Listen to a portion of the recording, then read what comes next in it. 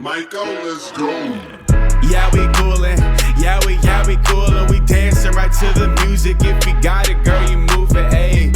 Yeah, we coolin', yeah, we coolin'. We dabbing and yeah, we groovin'. Pretty bitties droppin', do it, ayy. Yeah, we coolin', yeah, we coolin'. We dancing right to the music. If you got it, girl, you move it, ayy. Alright guys, we're here at High Point, actually in the middle of a crime scene, believe it or not, and got some Movember supporters, some old buddies, a few lip sweaters over here, got the High Point boys. So, start at the end, Dalton, Davis went to high school together with me, and good old Kev Rogers, the new kid on the block. Funny story is how basically this, I guess quartet now, I was going to say trio, but this quartet came to be. So I guess let's go down the line, but Kev, so how have you become to know the creator of College Funkles? So it was the first time that I visited Charlotte, downtown Charlotte. I went to a rooftop bar through a mutual friend. We met up at the rooftop bar, and Fitz knew the friend that I knew, and we kind of just went from there. You know, it was Love at first sight. Yeah, pretty much. We were just like, yo, you play lacrosse, I play lacrosse. We just continued to talk, and that's pretty much how we met. Fair enough. I mean, David's a little bit different story, but here we Yeah, go. definitely a different story. I've been new Fitz. We went to the same high school together, and we started off playing lacrosse there, and traveled teams over summer, and great relationship. It was cool to see him, go play in college as well. So we always keep in touch when the season comes around, and he's always welcome on campus. Oh yeah. Yeah, A little bit. and then for me, Yeah. total spontaneity. He came to visit Kev and Dave on a weekend, and then obviously we were hanging out together with the boys and hit it off a little bit and bonded over late night mac and cheese. And it's just the relationship's grown from there. Literally, it's all in the mac and cheese. They serenaded me, seduced me with the sound, everything, just drew me into a corner, and then here we are. Treated me with the even better mac and cheese treatment this weekend. It was It was good. So We I gotta guess, keep the tradition going. oh no, it's every time now. Well, last time I ate the mac and cheese. This time I kind of wore it. Woke up with some interesting stains. That's a story for another time. But so let's go through the weekend real quick, boys. Like, got into town, had an interesting Friday.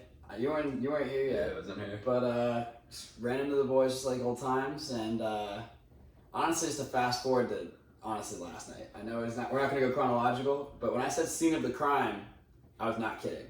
I was asleep on this couch, and we had a nice guest visit us in the middle of the night. And God, I wish Jack was here to explain this, but we had somebody break into 4 houses on this row, and literally he took a wallet from this house, a TV, and a karaoke machine from the house down there. Xbox.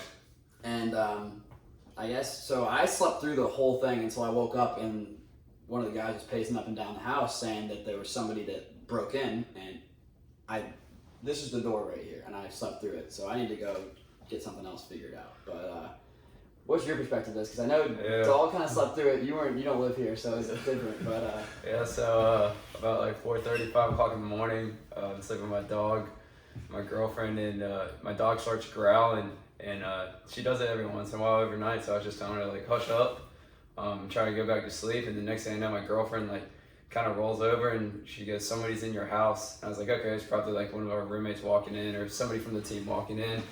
Late night.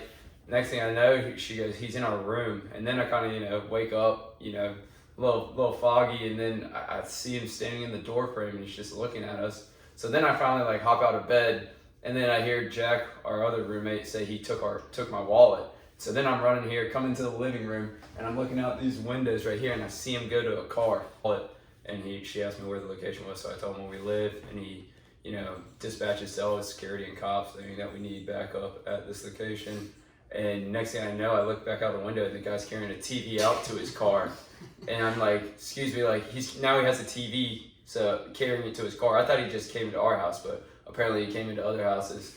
And I'm like, all right, he's getting into the car now. He's about to go start driving off. He starts driving up and loops around. And next thing I know, I see like 8 or 9 cops come up the hill and stop him in his tracks and arrest him on the spot. So It's Yeah, crazy, we're all crazy watching that morning to thing. watch. That was about 5 o'clock, and it took about 2 hours for things to settle. But about 7 o'clock, everybody got their the things that he stole back. It was like a TV, a wallet, an Xbox, and several other things. But everybody was Karaoke machine. karaoke Party machine. rocker. The Yeah, karaoke machine was probably still hot. 'Cause Yeah. we left. We stopped using the machine like 3:30. Yeah. We woke up at what 4:30 to this happening. yeah. I think when he carried that out of the house, the lights were still on. Yeah. That's what they were saying.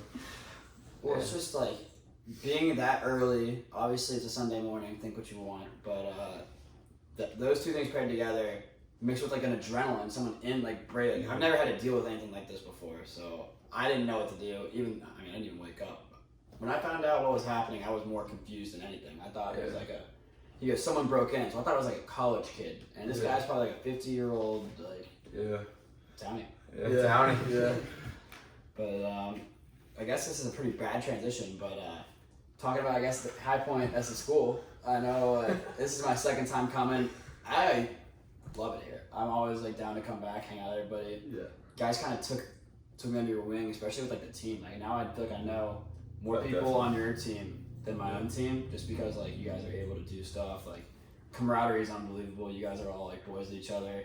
All the way down freshmen, you guys were all, so we're all like super seniors, so like even that some of the freshmen we hung out with, anybody in between, everybody gets along pretty well. But what would you guys kind of credit to that type of like more brotherhood and just kind of how everything's kind of functioning, whether it's like the coaches or like leadership from the older guys? Or I guess we'll go down the line just because you guys have been here a little longer, but Yeah, I mean, I would say that the camaraderie aspect of it and like being more of like a family like started probably like when we were freshmen, but like mainly sophomore year. That group of seniors was really big on having like the right type of culture, and so no matter if you're a freshman or a senior, like you're hanging out with each other, and that translates to on the field too, because like maybe not the first week, but by the time you get deep into fall, like freshmen are calling seniors, and like even like fifth years out for like messing up stuff. So we stay super close, and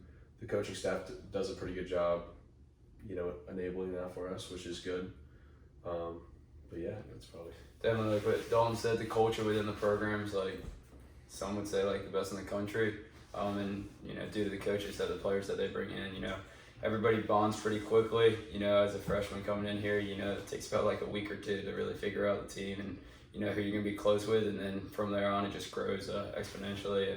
And the culture here is just very unique, and everybody always has each other's back. So it's been great.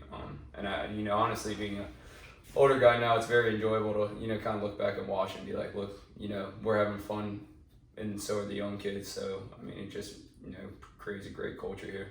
So Yeah, being a fifth-year transfer is definitely something that is a little different.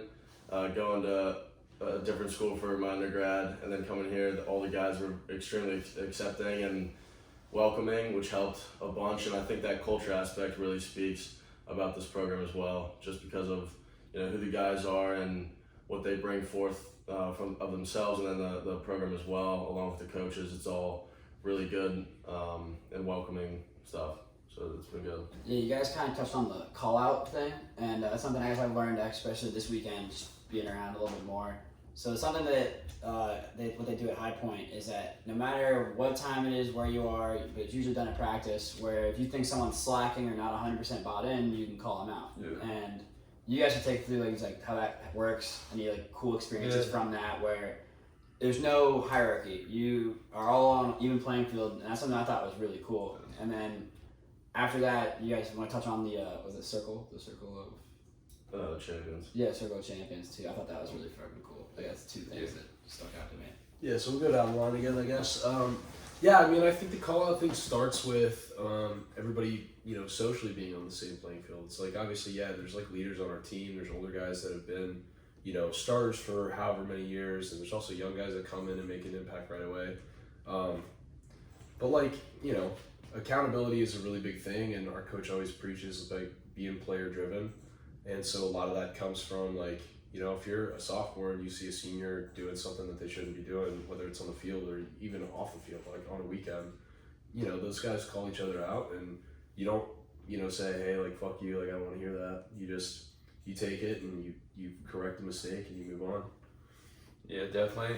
The accountability here is huge. That we always try to hold everybody to the highest level.